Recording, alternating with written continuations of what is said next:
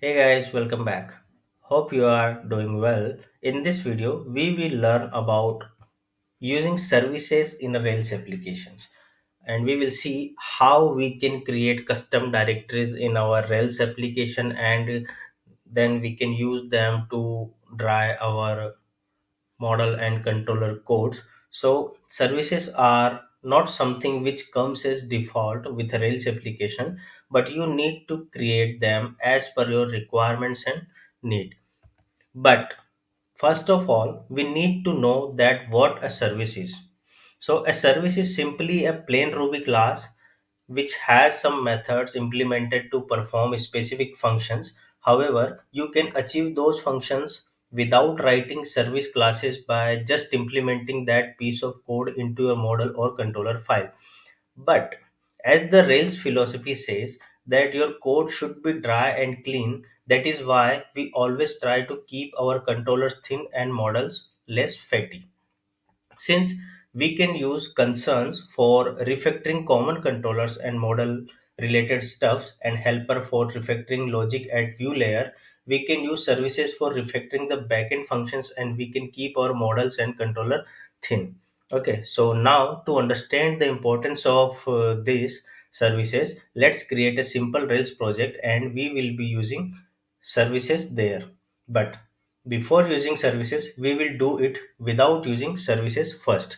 So we will start with a demo application and we will generate this demo application inside Rails 7. So open your terminal. In the terminal, let's say Rails generate a new application, sorry, Rails new, and you can say image converter. First of all, I would like to say something about this application that we are going to develop in this demo application, that we are developing a image converter application which will allow a user to upload any image format, and then our application will convert that image into base 64, or you can say data URI image. Okay, so and we will do that using services. So first let's create the image, image converter application. Okay, so you can see that the application is getting generated. Okay, now once your application gets generated, you just need to switch to the project directory. So our project name is image converter, so let's switch into the image converter and open this project inside a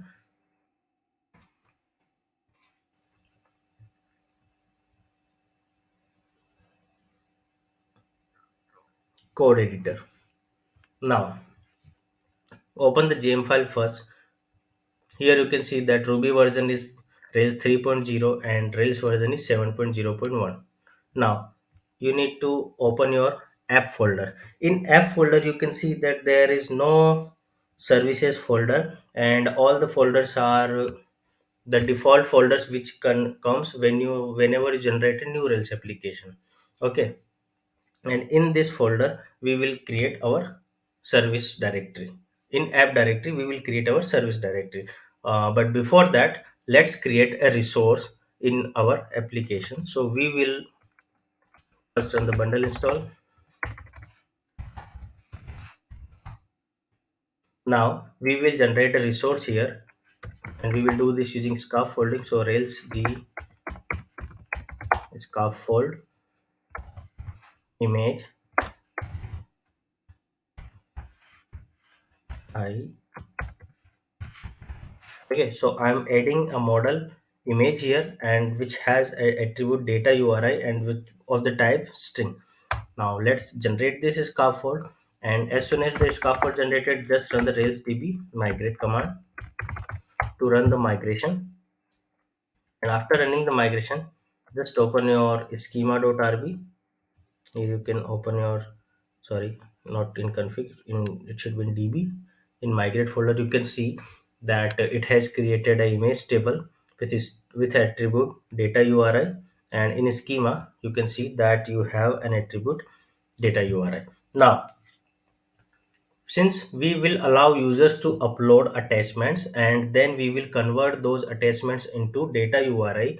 So first we need to install active storage into our application, because we will allow users to upload attachments using active storage. Okay, so let's install active storage in our application. To install active storage, you just need to run this command rails active storage and then install. And now you can see active storage has been installed. So now you need to run rails db migrate to get all the migrations of tables from active storage. Now open your schema.rb and you can see that all tables required for active storage are added into your schema. And we have already discussed about image uploads using active storage in one of our previous lecture, that I will add link of that video into the description of this video. You can check out there.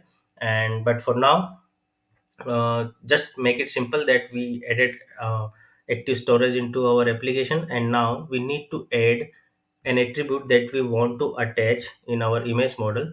So open the image model. Okay, and in image model you need to add has one attached, and this name it as attachments, has one attached attachment. Okay, now we will upload an image and convert this image into base64 image and save data URI attribute. But before that, open your controllers. Into the image controller, you just need to remove this data URI and place attachment here. Okay, now open the form for image.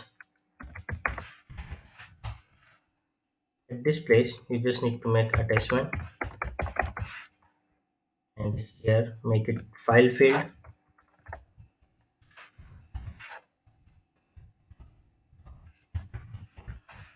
attachment. Okay, now what we need to do next is run your Rails server. Here you can see default landing page of Rails. Now go to the images. Here you can see link for new image. Okay, and here you can see a button to choose file and a button to submit the form. Now let's upload an attachment for this image model. So first make some space to the terminal and choose a file. Let's open downloads and search for a file. Let's say plant. Okay, now when we submit this file, you can see our file has been created successfully. Okay, but no data URI has been saved. Why? Because we for now we have only saved the attachments into active storage, not the data URI for the image. For example, now let's open your Rails console, and if you check for the last image uploaded, sorry, image dot last, here you can see image id1 data URI nil. Okay, but dot attachment present for this image. Okay, because we have updated it, uploaded it using active storage. Now for converting an image into base64, what we need to do, first open your image controller. Okay, and just write, sorry, let's make it word wrap first. Okay, now you need to write require and base64. This is required to convert an image into base64. Okay, now since we have params defined as params require image and then attachment, now what we need to do, that go to your create action. Okay, and in your create action we need to make some changes here. So let's open the first file. we need a path of the file to open an image. So image params dot fetch attachment. Okay, because we are getting attachment into image params dot temp file dot path, because whenever you upload an attachment using active storage, you get a temp file and its path. Okay, so this attachment first is stored as a temp file into your project or into your application. Now you need to define a content type for this image. Okay, because we first need a path and then content type for converting an image into base 64. Now image params dot fetch attachment dot content type. Okay, because this is required. Now since we got path of the attachment and content type of the attachment, let's assign the conversion value to the image data URI. Now put at that image dot data URI equal to file dot open, and then you need to provide path here, then write rb img and make a variable here base 64 image,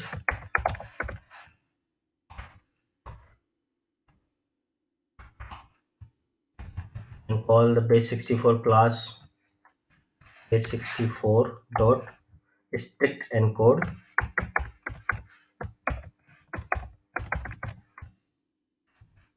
64, and then just read this image img.read.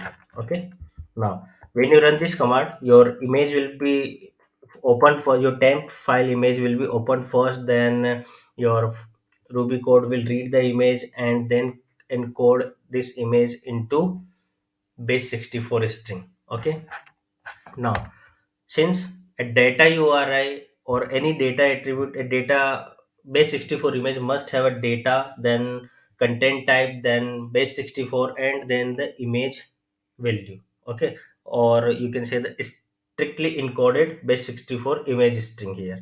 Okay, so now we need to attach data colon. Okay, here we need to make content type first. Okay, because it always comes with data colon, let's say images slash png, image slash jpg, image slash some other format, whatever the format of your uploaded file. It content type here, and then puts a semicolon here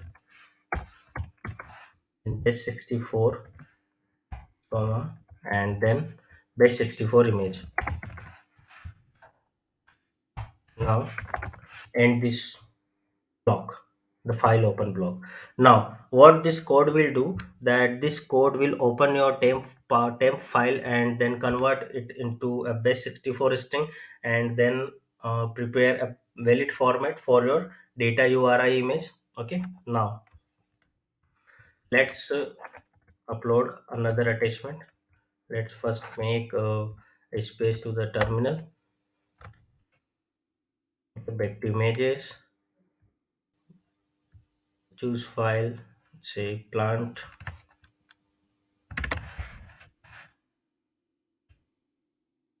Now submit this image. Okay, so you will see a data URI here, and in the terminal you can see that this kind of value has been saved into your data URI of image. Okay, now when you copy this,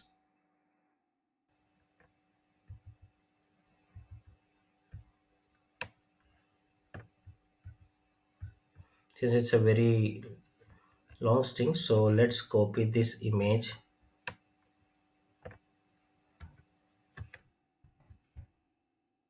and paste it. and you will see that this data image has been opened, or you can open that in browser. Okay, it means that our image has been converted into a valid base 64 image. Now you can see in create action that I have write this kind of code in my create action into the controller, and this kind of things make your controller very fatty, and you can avoid these kind of stuff by writing a service. Okay, so this is a very small amount of code that we are seeing, because it's only 4 to 5 lines of code, and we can handle that, and it's okay to keep that in create action as well. But just for an example, suppose if this file grows over the time, then and you keep adding such kind of features or such kind of functions in your controller or model itself, then it will be hard to maintain the dry philosophy of rails, and it will be hard to maintain the quality code here and clean code here. Okay, so that's why I wanted to introduce services here. Okay, now what you need to do, that first open your app directory, and in app directory you can see that there is no custom folder, so you need to create a custom folder here and name this custom folder as services. Okay, since now we created a service folder here, we need to create a file into this folder as well. Okay, and name this file as for example whatever the name you wants to make here, but we will provide a name here which is related to the function we want to implement. Then I will just write it name to image to base 64. Okay, so let's save it as image to base 64.rb. Okay, and now in service folder you need to implement a ruby class image to base 64.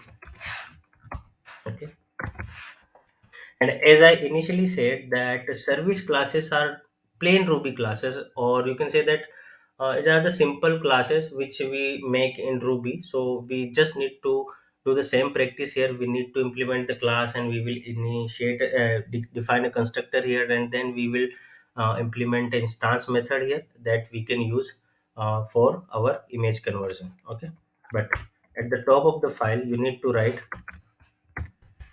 require base 64,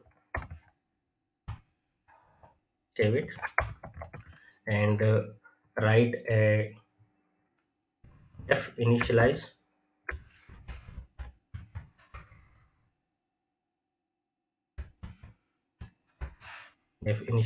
and method here. This initializer works as a constructor, and in this constructor you must pass your attributes that you want to use. So we will use path and content type as instance variable, because as we can see in the create action that we need file path and the type of, or the content type of file to convert it into a base 64 image. Okay, so we will accept this here. So let's make image attributes here. Okay, make it image attrs. Now in this method what we need to do, at the red path equal to image attrs dot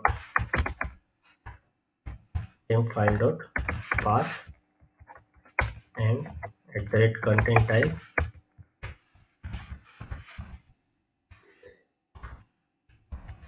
image attrs dot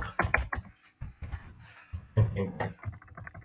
Okay, now here we need to create instance method that we can use on the instance of this class, that image to base 64, and then just simply end this method. Okay, and now let's define an object of this class into our images controller.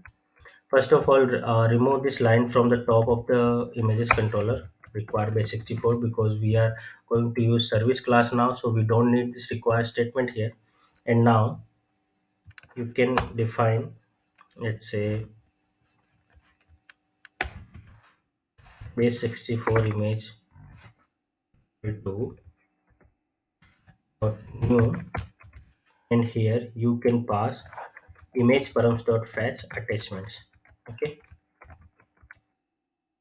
because this will pass the attachment attribute from the params to the service class, and there you can access the same thing like a temp file dot path and content type. So now we can remove these contents from here. Okay, and just copy this same piece of block and paste this into this image to base 64 methods, and arrange the indent here, and make this path to @path and content to @content type. Why? Because we are going to use the path instance variable and the @content type instance variable in this service class. Okay, now that's it.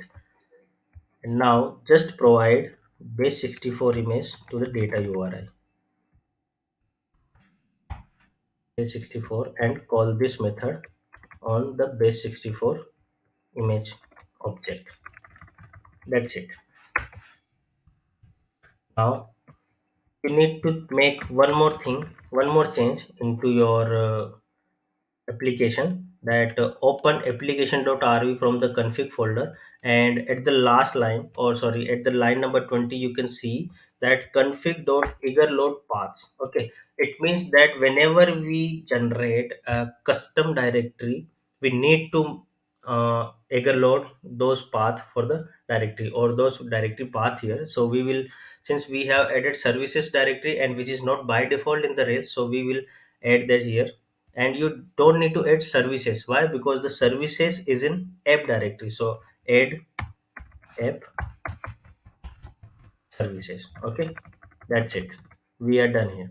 And now you can see that we have removed the extra code which we are using in this method. So we remove this, sorry, this base 64 converter and these instance variable from the create controller, sorry, create action of the images controller.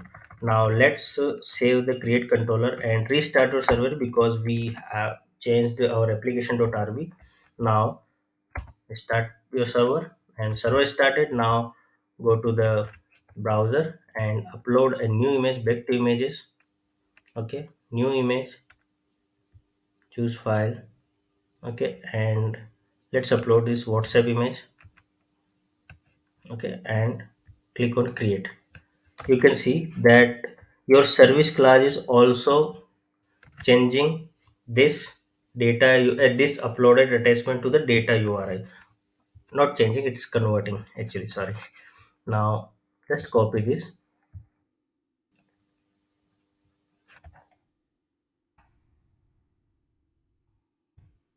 If you open this data URI in another tab, you will see the attachment in browser. Okay, that means our service is doing the same thing for us. Okay, let's reload the page here. Oh, that's very large string. Okay, now let's go come to the images. So what we learned in this lecture actually, we refactored our controller, or we made our controller very thin using service classes. And this is a very basic example which contains only few lines of code, but you can create services for your bigger functions. Like for example, if you have to implement some payment services in your application, then let's say you have to integrate Stripe or PayPal into your application, then rather than writing those Stripe or PayPal code or integration into your controller or model action directly, you can simply create a services with a name like Stripe service or payment service, and then just create a class, just call the API for any preferred payment method for your application, and then you can implement all API calls in that services. And sometimes if you want to write import and export feature for your application, like you have to import or export all the data into Rails application, then you can simply write services for those. So services encourage you to make your controllers very thin and dry, because normally there are concerns and helper classes to do or perform this role, but sometimes it's required to refactor things rather than concerns and helpers. So here you can simply use services. Okay, now we have seen this, that how we can use services. Okay, so I hope it's very clear that how to create services, how to use them, and how to load custom directories into your Rails application, and how it can help you in refactoring code. Okay, so let's give it a try, and I will share the repository of this example into the description of the video, and let's just give it a try, and let me know if there is any problem you face, or if there is any confusion you have regarding this services feature. Then, or you can also let me know if there is any chance of improvement in my content delivery, so I will be working on that. So that's all from this video. Thanks for watching this, and let's meet into the next video with another exciting topic to learn about Rail 7. Till then, Tata, goodbye, take care, and stay safe.